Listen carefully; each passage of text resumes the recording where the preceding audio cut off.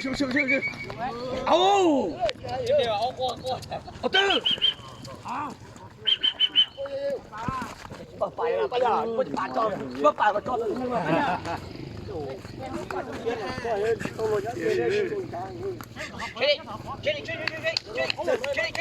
妈拽了，追，走不开，追。tôi là bảo chúng ta để tiền, đúng không để tiền, sao cũng để tiền thế nông sẽ để tiền cái tiền, tôi nói để cho tao biết để bị để tiền luôn, cho bị để tiền luôn, chẳng mà bảo mua kia luôn, xin nó, cái này thì chỉ á tiêu chỉ giống chơi, xong để á, này, cái xong để.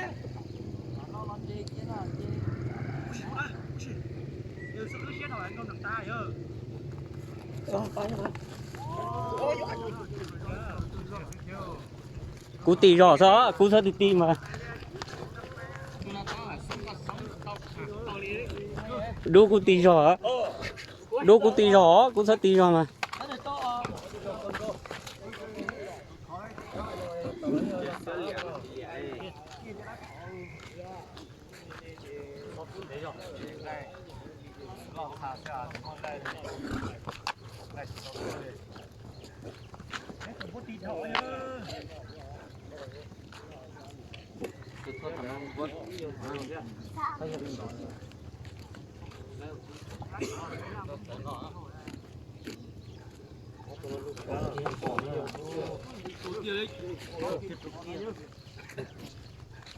Con đủ đấy.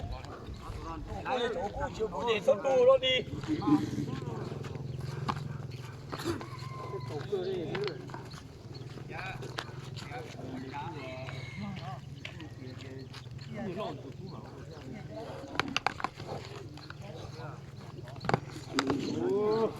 Ôi, dân học cũng rõ xưa, khi đâu chạy cười luôn. Ngon.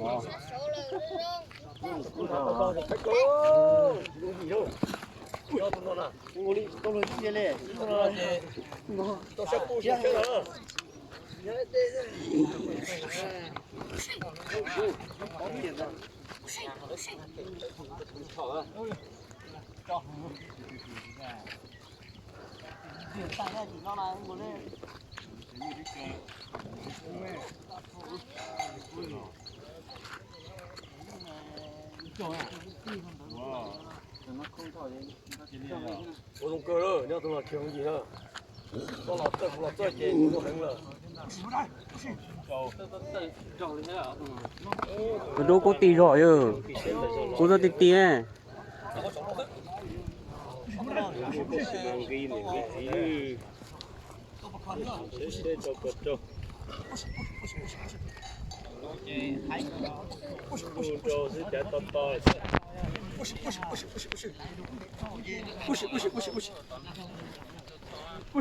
Tôi đang tí chỉ lại.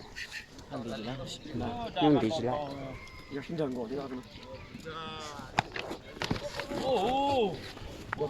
ô đà mà thật cũng được rồi đây nhá được tớ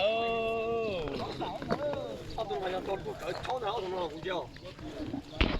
Cháu lỗ hàng đâu đây cháu lỗ cho này rồi有打啊。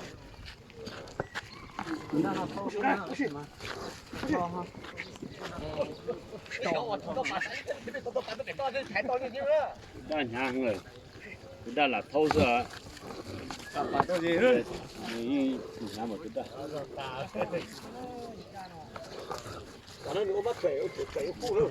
Tôi đã nhưng phải ô cú ra tôi xem tôi đang tí chỉ lại.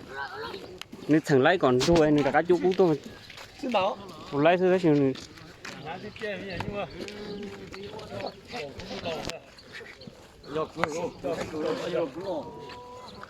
Cái có bé hùng bội dân dây luôn trước khi kia luôn.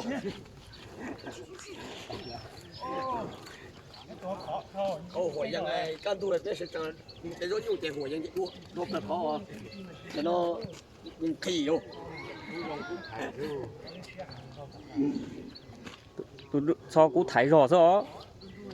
Cú tiền cú thái.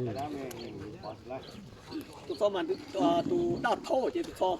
好节点嘛，如果哈好诶，鸡木瓜，你被捏上还嘛？真的捏上还松诶是松嘛，这样子啊。松诶了嘛，因为都到了。不行，不行。你小起来搞营养度我起来。看嘞。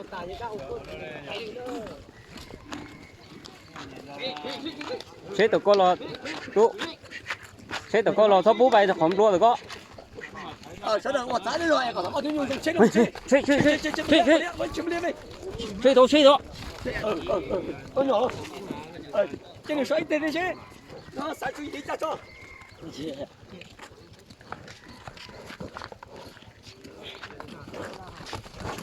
哎呦！谁都过了，他不摆到。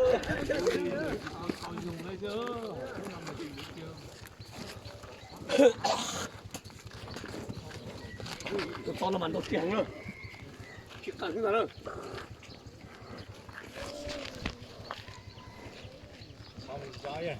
啊，嘛，这干动的，多了。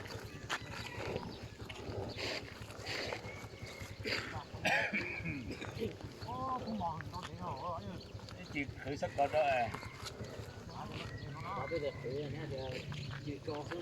哦，你。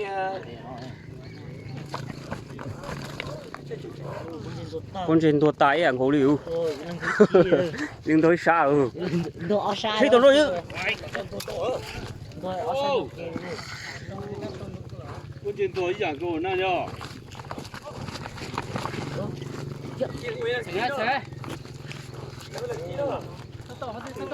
Cái này. Cho xong đây, cho xong. Không nói chuyện chuyện nữa.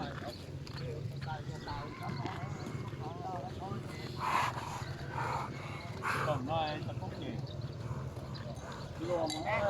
Lấy hết chưa? Có là dây chuyền kể đi hả? Có đi kể đi là phải hả?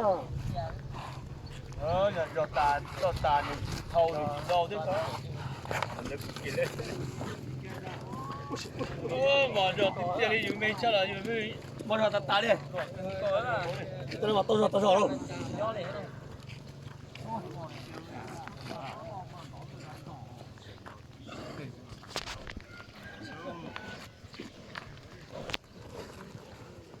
Đâu cũng càng gò luôn, tí nữa nó sẽ cơ lần.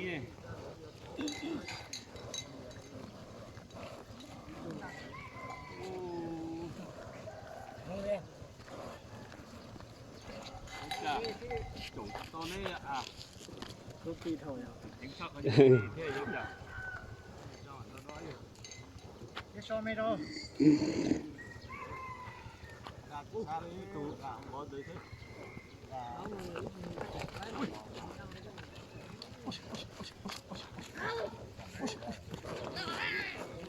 không có liệu go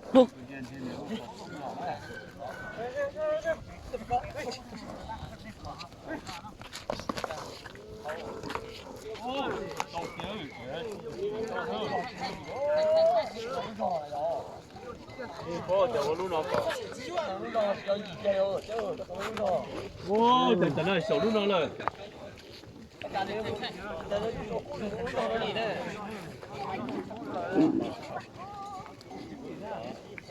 那多少？那老乡。这就了，又见老干，看呢。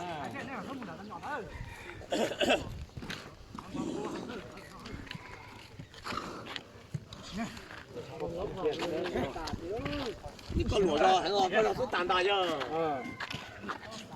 Bây giờ nó có chỗ.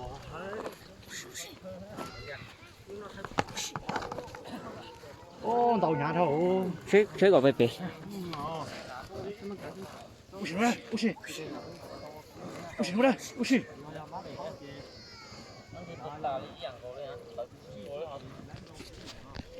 Cái tụi nó tụi cho khó hằng hò. Kì, lúc đó tụi cua hả? Cái chuồng bắt luôn đó, dê chứ hở ơi. 了烧，他们去。Đó nó sẽ kịp giá rồi đấy. Sát rồi.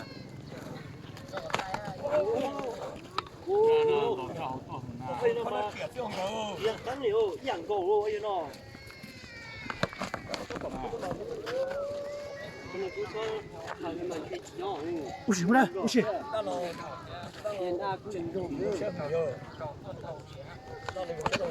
오. 여보 그대로 되나?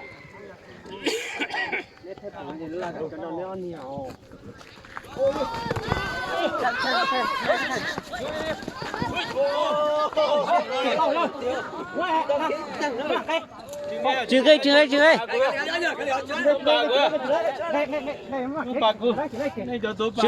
người chạy.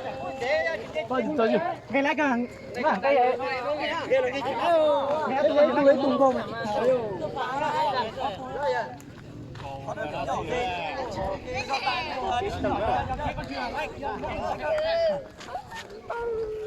sao chứ rồi lý cho xỉa rồi đó cái đấy chọc ba còn lên rồi nữa cái nhỏ thì xỉa lá mà nữ chia Tôi so thì nó là tay gì hả?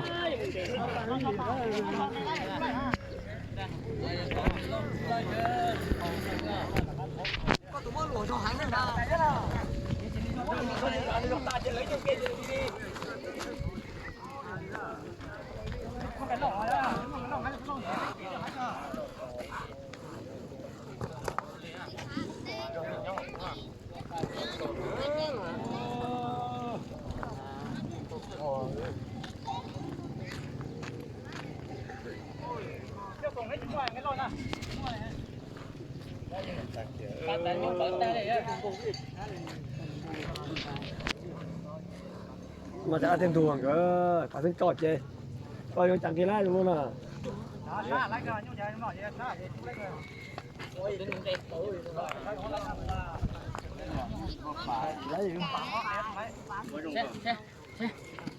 Tôi sẽ nhớ tới chúng ta phê.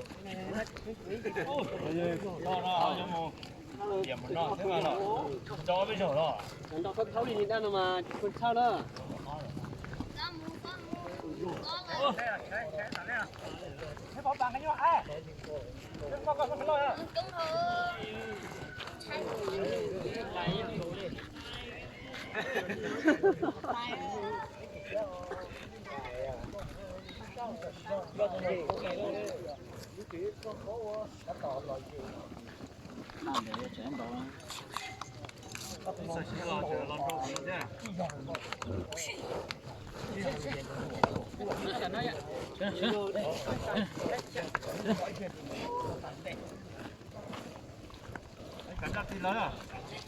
Nhưng thở ra có số một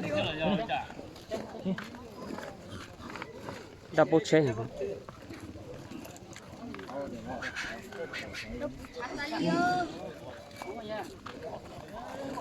Cô, tôi đã sợ rồi. cú ti hàng mà Thằng Sao bay, cú tía con cho kia. nó tròn thôi chỉ kéo cú này. Thâu rồi thâu chỉ lấy này. Không để tiền. cho để cho mình thôi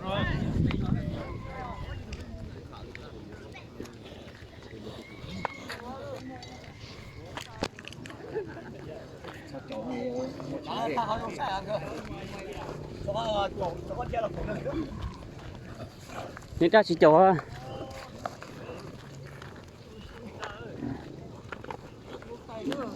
Cho tụi nó mà, ô, nó hành lô. Chỉ nhau hành lô, cho tụi nó.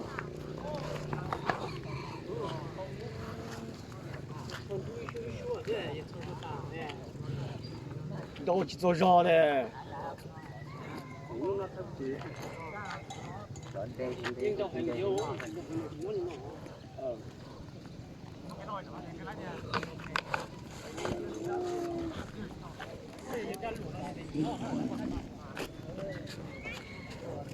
Gõ để không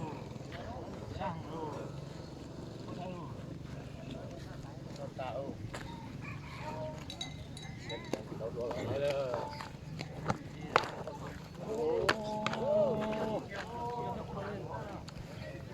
我帮他解释，这就丢。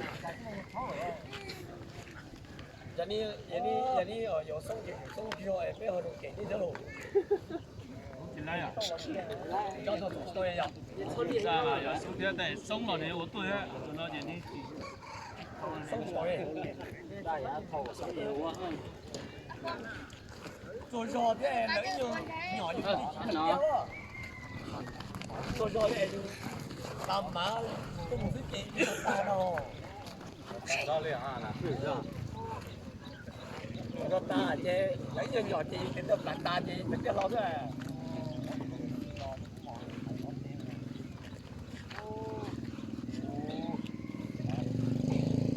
Có chi là thì kiện ra mình nhưng mà xem nào.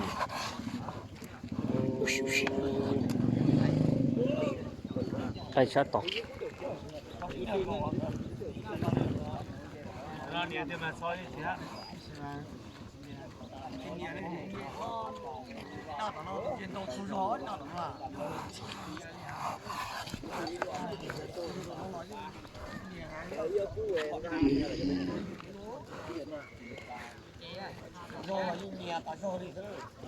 哦，到目标，印度的。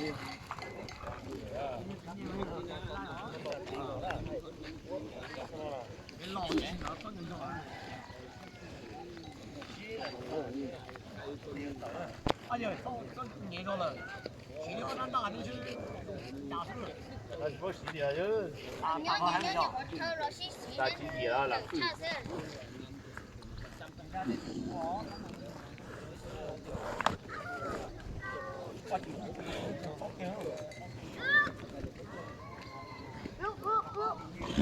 ？Nhưng cho chị cháu này đông chỉ lấy cả là ít nhiều thịt cho nó tiêu cú thôi. Nên đấy mùng thằng chỉ lấy cả là ít nhiều thu mà xót chỉ lấy á. Nên tí chỉ lấy á. Nên tí chỉ lấy cả là ít nhiều thịt cho nó chỉ lấy cú được.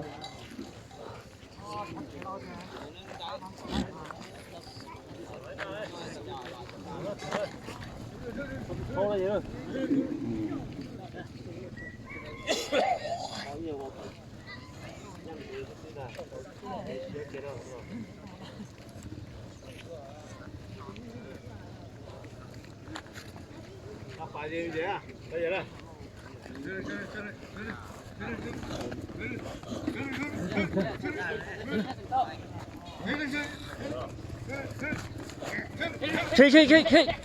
Chơi đó. Chơi.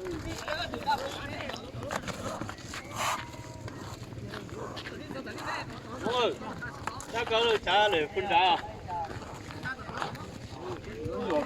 Đi đâu nào hả?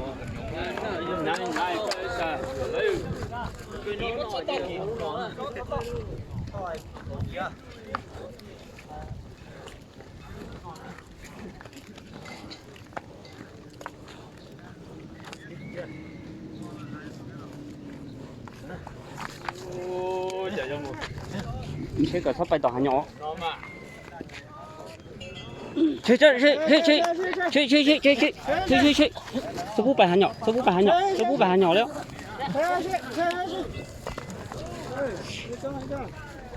Thôi bà chỉ cho thớt.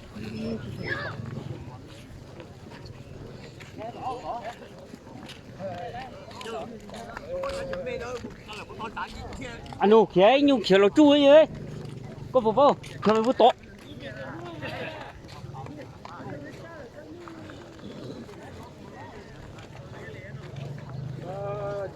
Phàn cái xe lửa sát rồi. tôi là mà chả là dùng nó rõ thế nào,有些用纸对，些用剪鸟thế nào,不行啊。Đi chỉ lấy đi.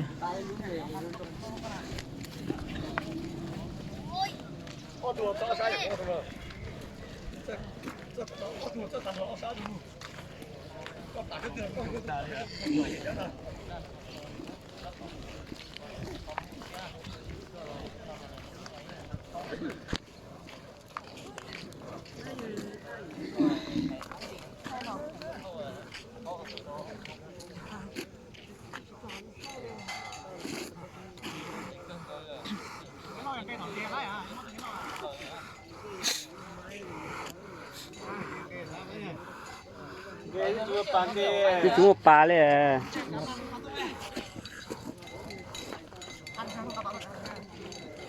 这个么扒？怎么扒？看个蛋。干裂个呀！一边带弄带弄。我对那就超级大，人家弄呀，对那就不大呀，是吧？切它不用被它咬。切，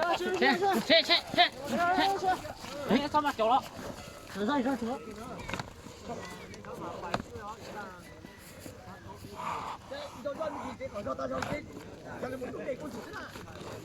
大行的哈，还是要让你可以。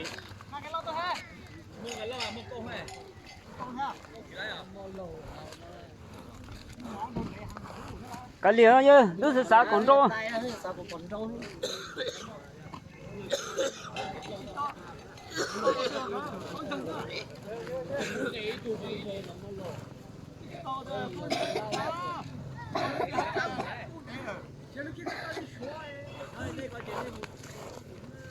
哦。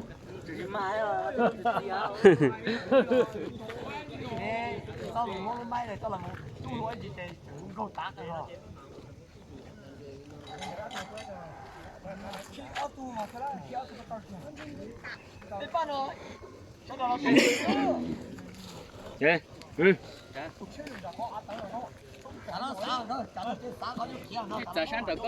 sao thằng nó tết tôi nó tay thông chi đến thế hư nó phải từ mà chỉ mà bù bù mà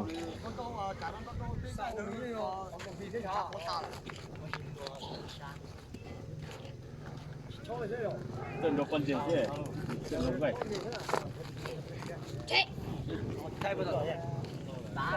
yên thở rồi đấy chị đó chị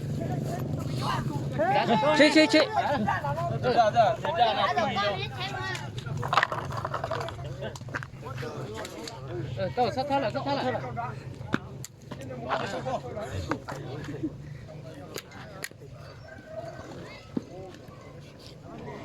哦，你做梦的了。我能攞嚟試啫。đâu có thấy đó chứ, suốt đời rồi nhỉ. Không được khó là vô nói hết chứ, không được khó gì đi. Hỏi thì tục lòi hết chứ. Ủa, chọn con là thiên nhiên, con một gì đó đấy. Nhớ bị con.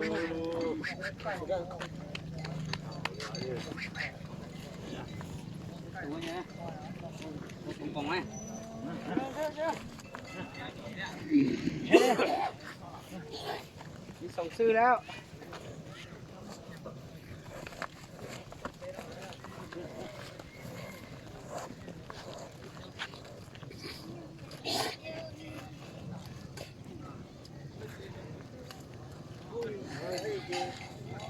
Sẽ đứng sẵn lọ. Sẽ dùng tiền đó.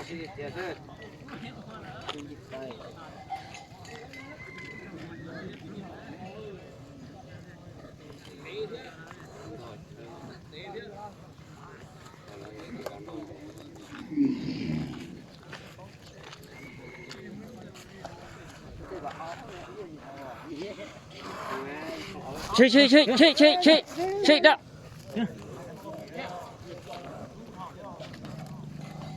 Ngon cái gì mà nha. Cầu về đó.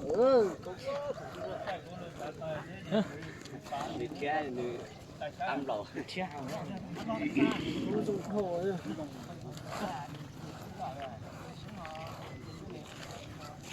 Ê, đi đây.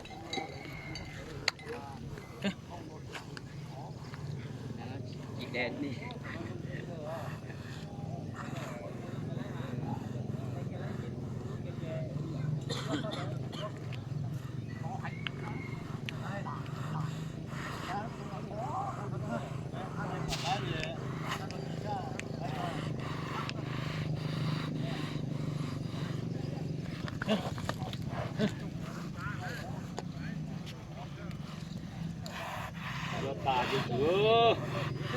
Chị đó chị đó chị còn những số kia nó chạy nó chúa tôi rồi chẳng chờ là nhỏ đồ nữa thì bố xe thì từ tới thì đồ xì ra đồ xì kể sang nào từ sáng còn đồ ấy nhìn chân tay cơ